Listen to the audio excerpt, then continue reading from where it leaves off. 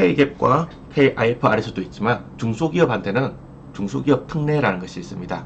이 중소기업 특례는 중소기업이 다른 대기업들보다 좀 더 수월하게 회계 처리하도록 도와주는 역할을 하게 되면서 일반 기업 회계 기준 제31장에서 정하고 있습니다. 이 중소기업들을 배려해주는 중소기업 특례가 뭐냐라고 할 때, 이 중소기업 특례가 실제로는 근대 회계, 1970년대 회계가 에서 터진 포션들을 좀 제거해주는 역할을 하고 있습니다.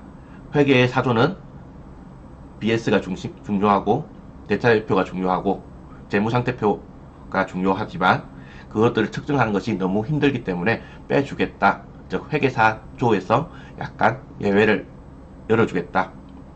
상장된 기업들만 열심히 비교하면 되지, 굳이 상장되지 않은 중소기업까지 열심히 비교하기 위해서 회계 기준에 끼워 맞출 필요까지는 없지 않겠느냐라는 뜻이 있습니다.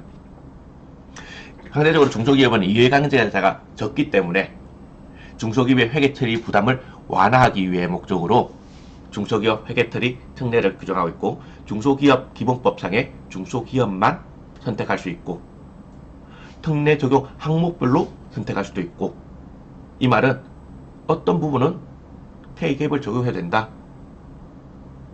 라는 뜻입니다. 즉, 이 중에서 해서 중소기업이 재무제표가 더 건실해지거나 더 예뻐진다라고 할 때는 중소기업 특례는 강제는 아니다. 것이 있습니다.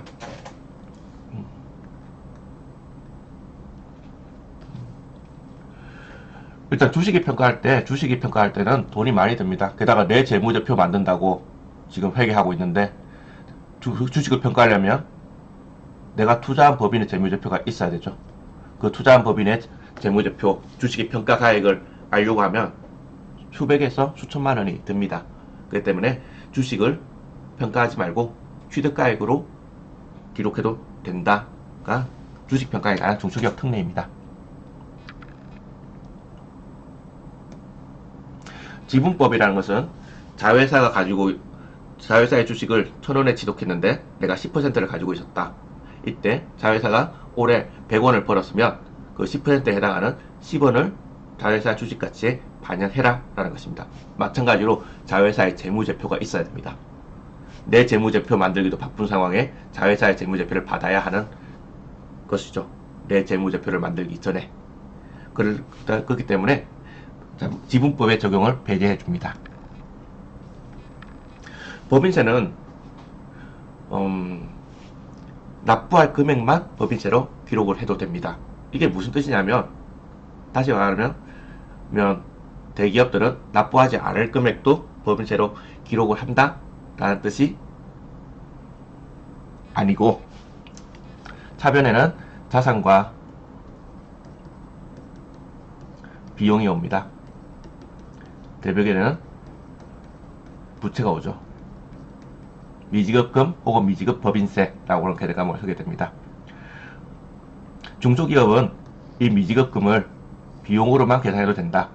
하지만 중소기업이 아닌 경우에는 이 세무조정 사항들 혹은 조세 특례에 관한 사항들 혹은 2월 결손금의 자산성을 평가해서 일부는 자산으로 잡아라 라는 뜻이 됩니다. 즉 납부한 금액보다 작은 금액이 비용으로 들어가게 됩니다. 따라서 이 이연법이 자체는 굉장히 포션이 큽니다.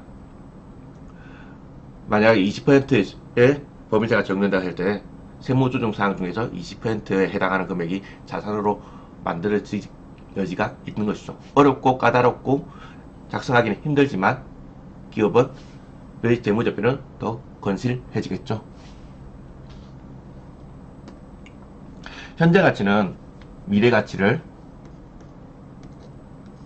할인을 해서 현재 가치로 계산하는 것을 유효이자율법이라고 합니다. 현재 가치는 이후에서 한 번 더 제대로 다뤄보도록 하겠습니다. 유효이자율을 찾아서 유효율로 할인해서 금액을 기재를 해라가 원칙이지만 이것을 안 해도 된다가 중소기업의 특례가 됩니다. 완성기준은 1년 미만의 공사는 그냥 완성 진행률 안 따지고 완성하는 시점에서 도급액을 인식해도 된다라는 것입니다. 내용 연수는 감가상각의 기준이 되는 자료인데, 만약에 10년 동안 사용할 자산은 10년 동안 비용으로 나누고 2년 동안 사용할 자산은 2년 동안 비용으로 뿌려라. 이것이 감가상각입니다. 근데 이거 몇 년 동안 사용할 것이냐 라고 했을 때 이견이 있을 수 있습니다. 회사는 이거 10년 동안 사용할 건데 요 라고 할 수 있지만, 감사에는 이거 2년밖에 못 쓸 것 같은데 요즘에 누가 노트북을 10년씩 쓰나? 이렇게 할 수 있는 거죠. 그런 거 없이 세법에 들어간 내용 요소 그대로 사용해도 된다 라는 특례입니다. 스톡옵션은 이제 종업원이나 특정 기술자에게 주식 매수 선택권을 부여하는 것을 말합니다. 이때 스톡옵션을 행사하기 전까지는 회계 처리 안 해도 된다가 중소기업의 가지고 있는 특례입니다. 중소기업을 많이 배려해주고 있다도 맞습니다. 왜 배려해주냐 그러면 지나치게 많이 돈이 들거나 지나치게 복잡하거나 이해관계자가 적기 때문에 그렇습니다. 따라서 중소기업이 아니다 라고 했을 때는 중소기업 특례를 적용할 수는 없겠죠. 이해관계자가 적다라는 뜻은 어떤 게 중소기업이냐라도 관련이 있습니다. 우리나라는 직전 연도 재무제표상 이제 상시 노동자 수 2,000명, 자산 총액 5천억, 그리고 3년 평균 매출액 1,500억, 이렇게 기준을 정해서 업종별로 매출액 기준은 다르지만 그 정도 규모의 이하인 것을 중소기업이라고 하고 중소기업 기본법에서 정하고 있습니다.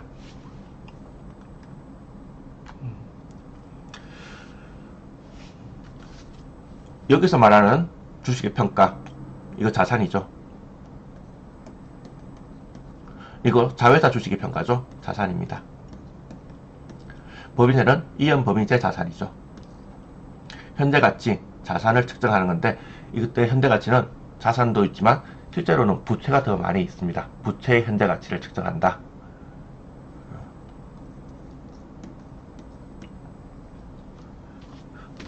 부채의 현재가치를 측정하면 현재가치는 당연히 미래가치보다 낮습니다. 할인이라는 걸 과정을 거치게 되기 때문에 현재가 측정하면 부채는 더 줄어듭니다. 그리고 완성기준, 이거는 수익이죠. 이거는 비용입니다. 감가상각비를 몇 년 동안에 뿌릴 것인가에 관한 문제입니다. 이거는 자본거래죠.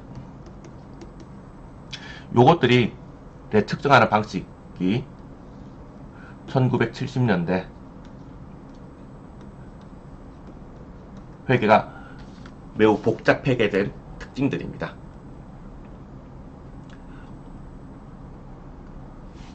중소기업은 상대적으로 상장되지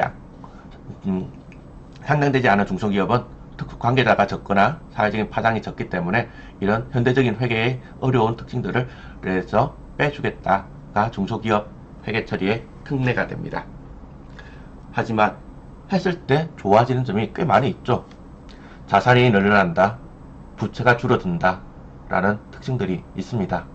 따라서 중소기업 회계 처리는 특례를 받았다고 해서 그냥 중소기업 회계 특례를 그냥 적용한다가 아니고, 우리 기업에 유리한 것은 중소기업 회계 처리 특례를 배제를 하고 K기업에 따라서 처리를 한다도 가능하다는 점은 인지할 필요가 있을 것 같습니다.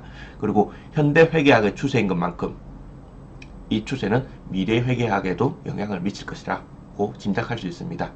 특례는 축소되는 것이 일반적이지만 원칙은 확장되는 것이 기본이기 때문입니다.